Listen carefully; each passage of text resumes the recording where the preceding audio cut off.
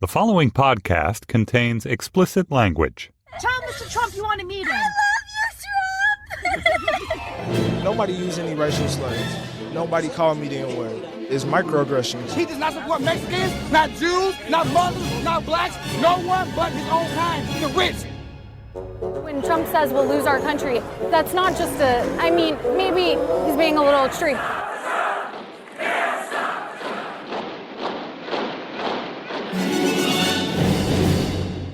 Hello and welcome to Trumpcast, the show about the man whose chief spokesperson once asked whether 9/11 was an inside job. I'm talking about Katrina Pearson, someone we've mainly ignored on the show. She raised that question on Twitter in 2012, for real. I'm Jacob Weisberg. So Hillary Clinton gave an important speech in Reno on Thursday, maybe the most important speech of her campaign so far. She charged Donald Trump with taking hate groups mainstream and helping a radical fringe take over one of America's two political parties. It was a brutal speech and right on the money. She reviewed Trump's history of racial discrimination, starting with his early days keeping African Americans out of his father's apartment buildings. She nailed him for leading the racist conspiracy lunacy known as the birther movement. And she talked about the way he has encouraged the alt-right fringe by passing along anti-Semitic imagery and retweeting an account called @WhiteGenocide, TM. But my guest today thinks the real significance of that speech wasn't just the way Clinton nailed Trump as a conspiratorial racist. It was that she let mainstream Republicans, including a lot who say they plan to vote for Trump, off the hook. I'll be back with that interview right after we do the tweets. Just watched a recap of Crooked Hillary's speech. Very short and lies. She is the only one fear-mongering. Hillary Clinton's short speech is pandering to the worst instincts in our society. She should be ashamed of herself. Hillary Clinton is using race baiting to try to get African Americans to vote, but they know she is all talk, no action. Hillary Clinton only knows how to make a speech when it's a hit on me. No policy, and always very short. Stamina, media gives her a pass. How quickly people forget that Crooked Hillary called African American youth super predators. Has she apologized? The Clintons are the real predators.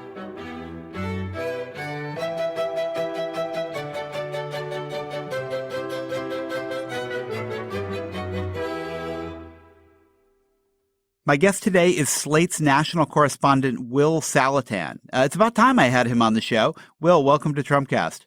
Hey, Jake. Glad to join you. So let's start with the basics. Will, why was this speech important? Well, this speech was not just another policy speech. It wasn't an attack on Trump's, energy policy or his economic policy. It was an attack on his entire candidacy, on the soul of the Trump campaign. So it's an indictment of Trump driving wedges within the United States, within the American people, targeting ethnic groups. Her attack was an attack on what she's calling the alt-right, which is sort of a nice new way of describing racists. And when she says about Trump that he is courting, coddling, and representing these people on the alt-right, she's essentially making an argument that no decent person would support this campaign. So that's an argument that appeals very broadly, not just to liberals, not just to progressives, but to any Republican or independent who considers him or herself a decent American. She really had her ducks in a row going through Trump's whole history, going back to his days pursuing discrimination in his father's housing complexes, his father's apartment buildings, and his birtherism. I mean, Michelle Goldberg, our colleague, said this speech was not shooting to wound. This was shooting to kill. Yeah, it was definitely going at the thing that is most likely to repel the most people. So if you were designing a speech politically, you would choose this topic if you wanted to basically give the broadest array of American voters the most reason to stay as far away from this guy as possible. Now, that doesn't necessarily get you to a lot of other Republicans who don't embrace this alt-right constituency as clearly as Trump does. But if you're trying to kill off Trump, it's the most effective way.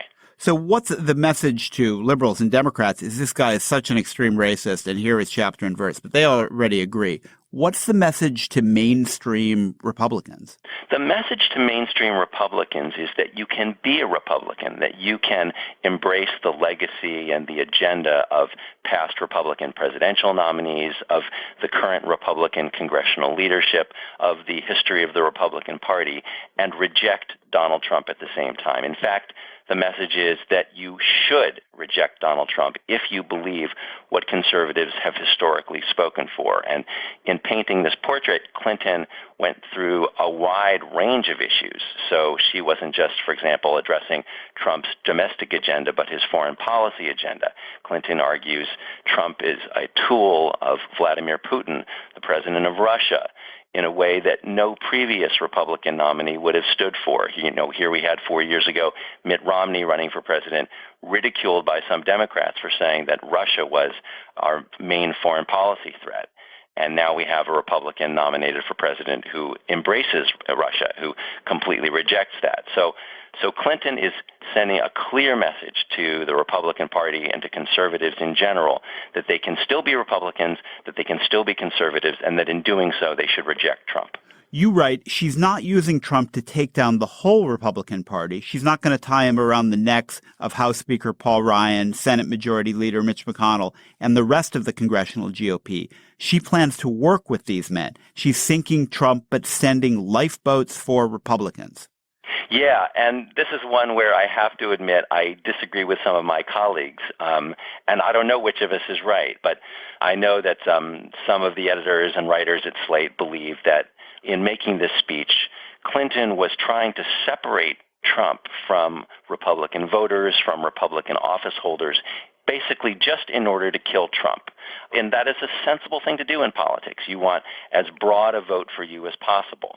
It is another leap to argue, as I'm arguing, that she's actually thinking past the election, that she's not just trying to separate these people from Trump in order to win votes, but that she is throwing bouquets or lifeboats or whatever metaphor you choose because she wants the support of these Republicans after the election. There are plenty of my colleagues who think I'm naive in that. I might be naive in that. I just hope it's true, and I do think there's some evidence for it. Yeah, well, I'm not sure which of our colleagues disagrees with you, but I think you're right. And evidence on your side is that Democrats in tough Senate races were unhappy with this strategy because they're trying to tie the often moderate Republicans they're trying to defeat to Trump. And she's saying, oh, look, decent Republicans don't support this guy. It makes it harder for them. Right. So part of my argument is that strategically, if you really wanted to hurt the whole party, you wouldn't have given this speech this way.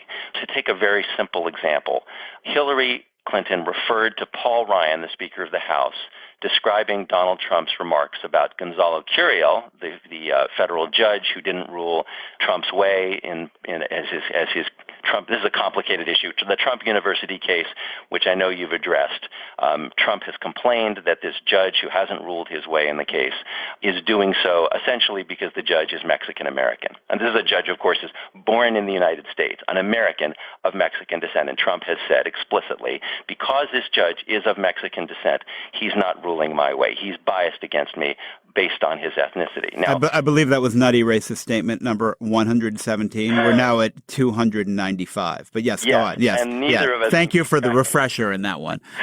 So Paul Ryan, the House Speaker, was asked about this and had either the decency or the necessity, take your pick, to say it was the textbook definition of a racist comment.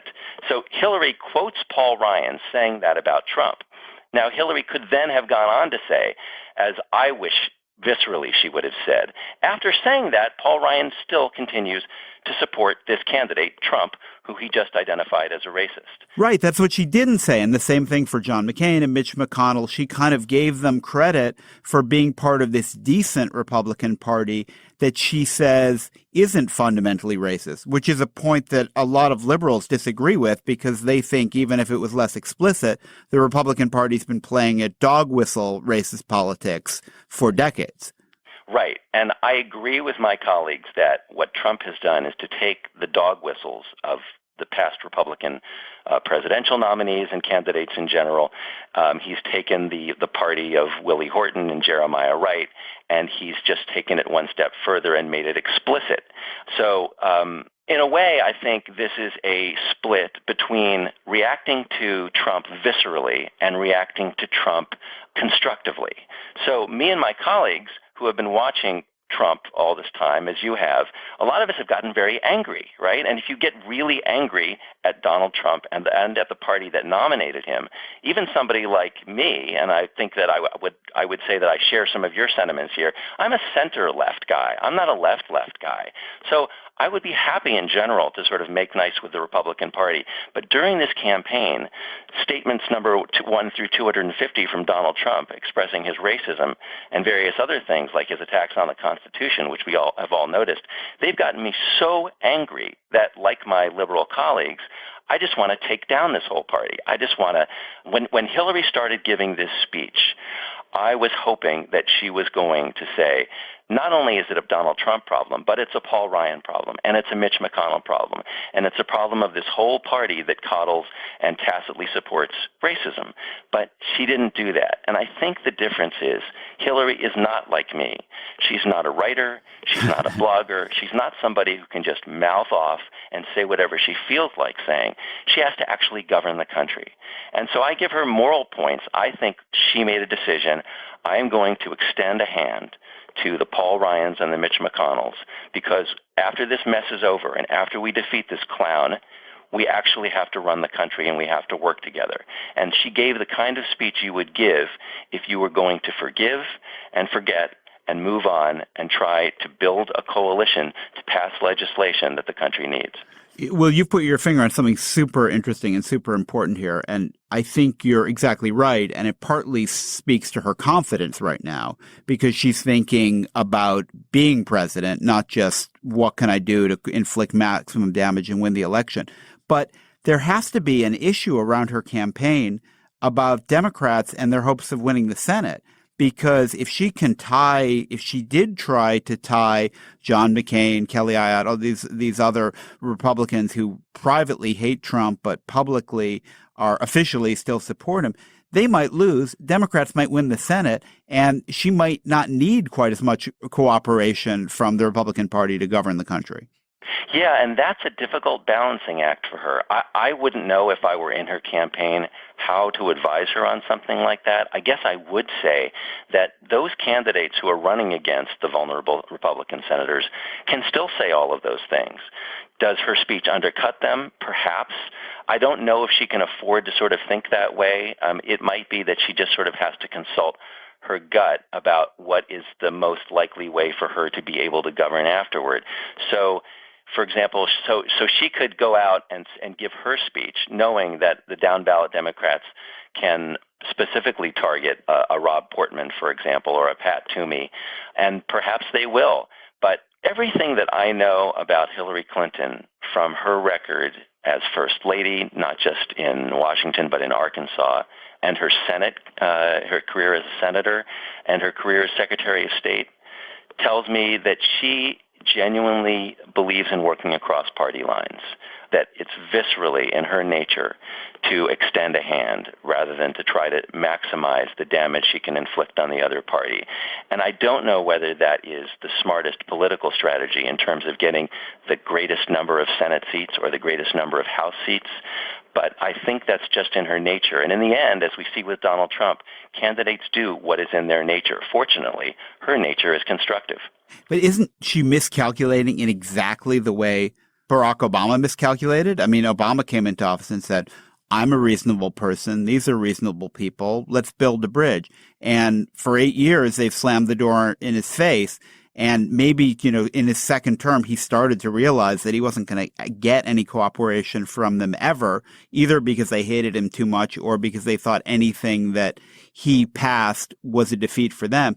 Why would that be any different for Hillary Clinton? They may hate her for different reasons, but they don't hate her any less. That's a darn good criticism of this approach. And my best answer to it would be that it's not 2009. It's going to be 2017. It's going to be 8 years into the obstructionist era. Some people feel that this has gone back further, but for some time, Republicans have not been functioning as a governing party. They've been, as we've all noticed, the party of no. And the argument against Hillary Clinton doing this, behaving like Obama, is that she's going to get treated the same way as Obama.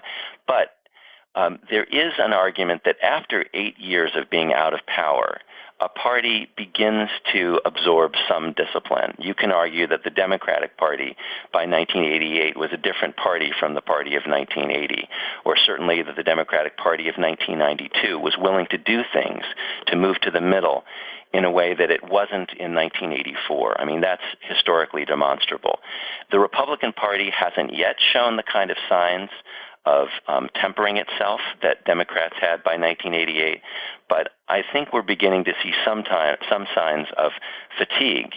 So, for example, the autopsy of the 2012 election seems not to have chastened Republicans by 2016, but after defeats in 2008, 2012, and 2016, and especially after what I think will be a decisive refutation of Trumpism as a majority, as a way of winning a majority in this country, I think there will be a growing number of Republicans who will begin to behave in a disciplined way and be willing to reach across to do a few things.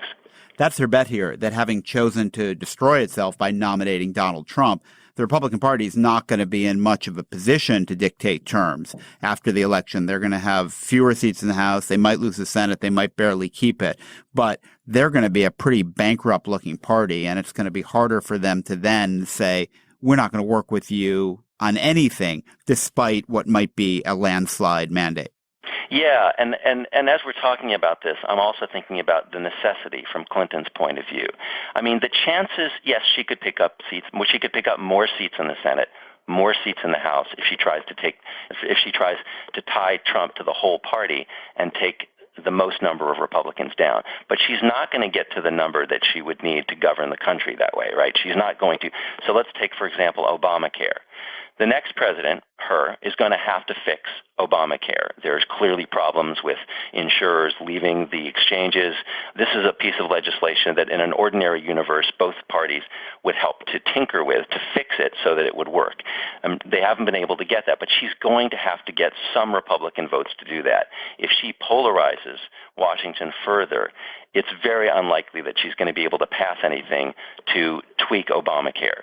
So I think it's sensible of her. I think she's more likely to be able to get enough votes to do it that way than she is by trying to pick up extra Democrats and then hoping that some Republicans will tolerate a president who got elected that way. So I think there's a necessity argument for her behaving the way she's doing and throwing lifeboats as well.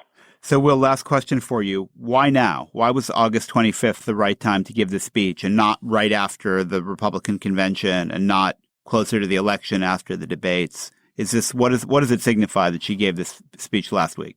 Well, I think up to this point, she was observing the ancient rule of politics that if your opponent is in the middle of committing suicide, don't interrupt him. And that's what Trump was doing for the entire time leading up to his convention and after it, except it started to be within the last 2 weeks that he started to get some sanity, and it's not entirely clear where that came from. But he started to give these speeches. If you've been following Trump, he changed his stump speech. He started reading from the teleprompter, and he started saying, I want the votes of African Americans. I want the votes of Hispanics. I will be a president for all Americans. Now, Trump, I don't think, was sincere in saying this, but he started to say it not once, not twice, but in every speech. So clearly he changed his message and was trying to recover his credibility with mainstream Americans, with decent people who believe that we should be in a united country. And so I think it was time for the Clinton campaign to step in and cut that off and to say, this is not credible. This is a man who throughout his career and throughout his campaign has governed as a divider and has tried to divide this country along ethnic lines in a very dangerous sectarian way. So that's why she had to step in now. Whether it will work, I don't know, but I think that's why she chose the time that she did. And, of course, there are exceptions to every political adage, the never interrupt your enemy when he's committing suicide. This might be the exception to that. I think Trump was still, maybe not the previous couple of days, he was still committing suicide. She gave him a healthy push off the ledge. Yeah. I would agree that Trump was trying to stop committing suicide, but that being Trump, he was finding it very difficult to do so. And there were a lot of things that he's been saying in the weeks since he started doing this that are essentially relapses. So, yeah, I wouldn't bet against Trump going back to being the Trump of old. Will Salatin is Slate's national correspondent. His piece last week was Hillary's Weisberg. Thanks for listening to Trumpcast.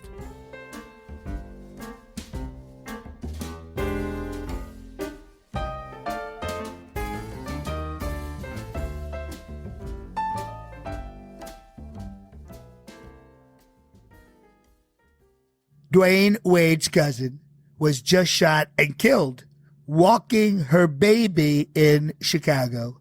Just what I've been saying. African Americans will vote Trump. In every city, she encouraged them to enjoy what she called the cheerful hurly-burly of city life. In every town. And now we've just been around long enough, and the town looks so much better. There are people who want to change things. And I thought, oh my gosh, that is so cool. Why can't we do that in my community and other communities everywhere? To make them better. My point to them is it can be better. It can be better than that. It'll be different. Or to protect things from getting worse. If you're a responsible person, you have to oppose things that are dumped right on your neighborhood, right in an area that you know about. I'm Rebecca Shear, inviting you to check out Placemakers, the podcast from Slate Magazine about the spaces we inhabit and the people who shape them. Subscribe now to Placemakers. You'll never look at your community the same way again.